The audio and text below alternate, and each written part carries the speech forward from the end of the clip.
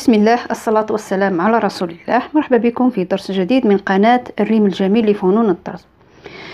فيديو اليوم صراحة جاء فجأة هكا، ما كنت راح ما كانش مقرر اني نديرو. كنت نخدم وتكسرت لي البرا كما راكم تشوفوا في الصورة. وحبيت نشارك معكم تصليحها. لمدة التصليح لم تتعدى ربع ساعة. قبل ما نبدأ في التفاصيل فيديو لليوم، فضلا وليس أمرا الضغط على زر الاشتراك والإعجاب والجرس. نبدأ مع بعض في تصليح ماكينة الطرز الفلينغمان. هنا راح نعطيلكم البنات كيفاه نريقلو الشاريو أو الرحى.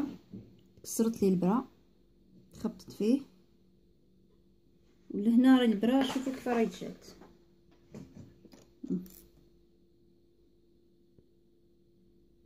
راهي فوق الرحى بعد، شوفوا كيف تخدش ليا. راح نعطيلكم كيفاه نريقلوها. تبعوا معايا البنات. اولا نحي البرا،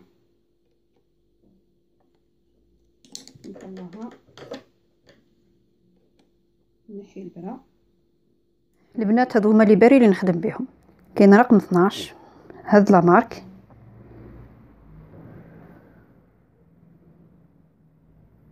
وكاين 14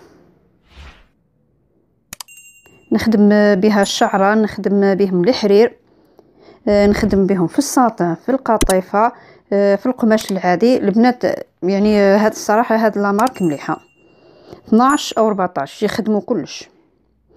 هذا هما.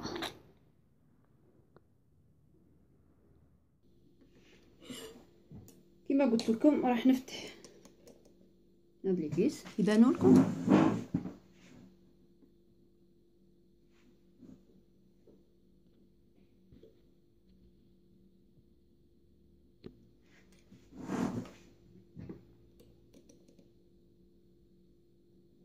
نفتحوا لي فيس تاع الشعر.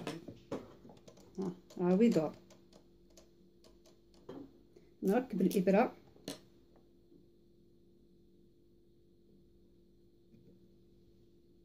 بعدا نريقلو البرا. حنا نحطو برك بغيت نعرف الريقلاج تاع عفوا تاع الشاريو. من بعد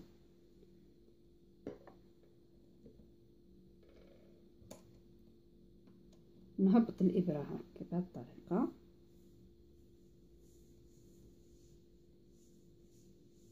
البنات شوفوا هنايا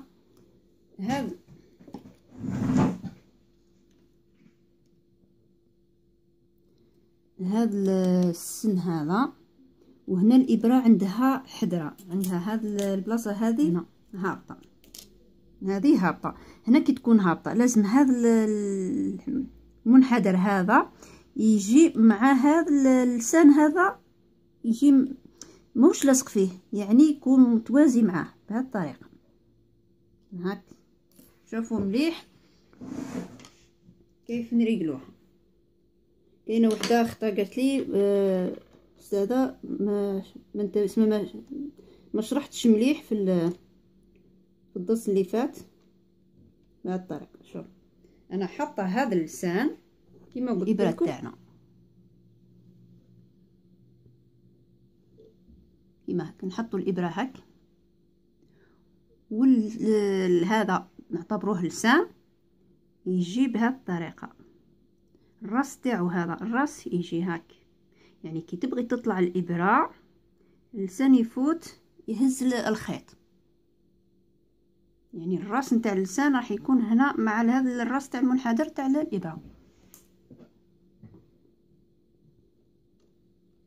ها نزير هذا شوي. هنا الماشينه نتاع الطرز فيها فيها ثلاث ريغلاجات. نريقلو الخياطه، هذه هي تاع الخياطه، نريقلو الجهه اللي تعرض من والجهه اللي تعرض من. شوف انا راح نشوف الجهه هذه اللي تعرض، نشوف اللسان وين يوصل يلحق. نزيد نشوف الجهه هذه. دوكا نبدا نصير، نضبط هذا الليفيس ونروح نجرب ونشوف كيفاه راح تطلع لي الغرزه مريقله ولا ها. لازم نضبطوه مليح البنات باش كي كان يتحل يتكسر لنا.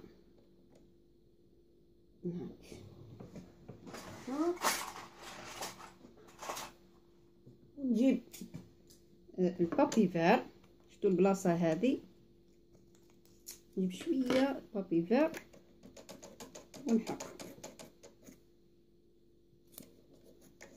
انا اللي ما كنتش راح نصور صح كي تكسرت قلت خلينا نريق الماشينه ويستفادوا البنات. هاك البلاصه هذه ثاني هكا نحطها شويه هكا تكون رطبه باش كي يجي الخيط يطلع هنا ما يتحكمش. هذا الشكل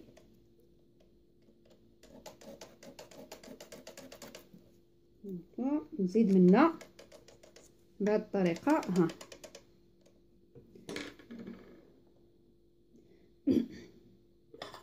نشوف البلاكه تاعي ما فيهاش مش مخدوشه.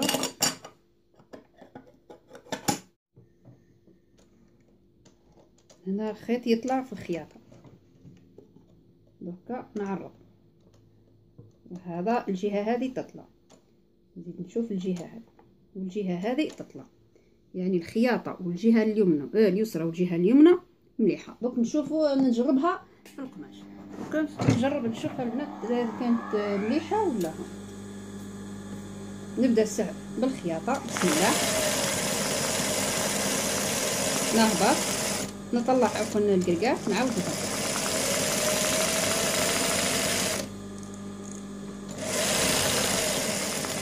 الخياطه مليحه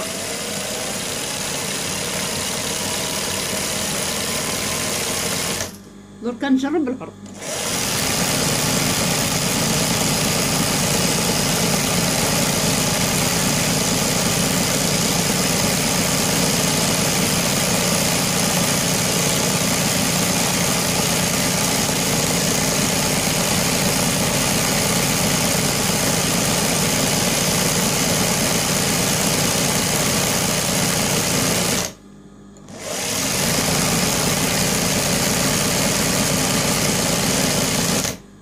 والعرض تمشي لي، شفتوا البنات كيف ريقتها بكل سهوله وما داتيش الوقت وما رحتش الخدام، وراهي تمشي لاباس عليها. والبرا ها رطبه ماهيش مخدوشه، شوفوا البنات كيف ريقتها. ان شاء الله تستفادوا منه وتعدلوا ماشينكم وحدكم. اي سؤال او اقتراح او اي حاجه خليوها لي في التعليق. البنات نتلاقاو ان شاء الله في درس جديد. السلام عليكم ورحمه الله تعالى وبركاته.